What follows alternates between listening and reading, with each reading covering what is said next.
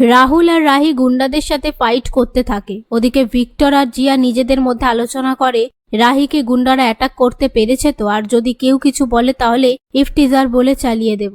সেই মুহূর্তে রাধিকা এসে বলে, তোরা ইফটিজার নিয়ে কি কথা বলছিস? তখন তারা কথা ঘুরিয়ে দেয়।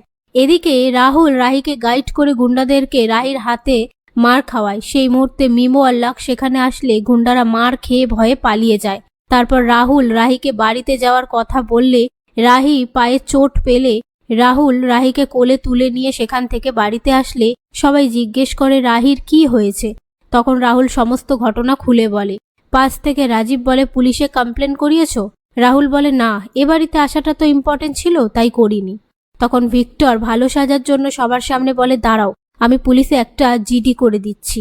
এসব কথার মধ্যে জিয়া রাহুলকে বলে, তুই এসবের মধ্যে কেন জড়াতে গেলি বলতো? তোর সামনে টুর্নামেন্ট, যদি খেলতে না পারতিস পুলিশে খবর দিতিস। একথা শুনে কনক বলে, খেলতো না, কারণ একটা মেয়ের সম্মানের থেকে খেলাটা ইম্পর্টেন্ট না।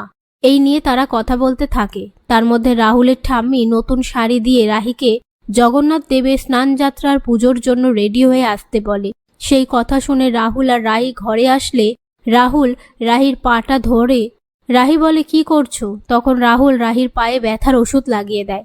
কথায় কথায় রাহি বলে, তুমি বাইরে যাও, চেঞ্জ করব। রাহুল বলে, না, বাইরে গেলে একসাথেই যাব, তুমি এখানেই চেঞ্জ করো। রাহি বলে, এটা কি হোটেলের রুম নাকি? তখন রাহুল বলে, হোটেলে চেঞ্জ করার সময় কি আমি তোমার দিকে তাকিয়েছিলাম? রাহি বলে, ঠিক আছে, তুমি তাহলে দরজার দিকে তাকিয়ে থাকো। রাহুল বলে, আমি দরজার দিকে তাকাবো না, আমি ফ্লোরে তাকাবো, স্লিংয়ের দিকে তাকাবো, সোফার দিকে তাকাবো, কিন্তু আমি তোমার দিকে তাকাবো না।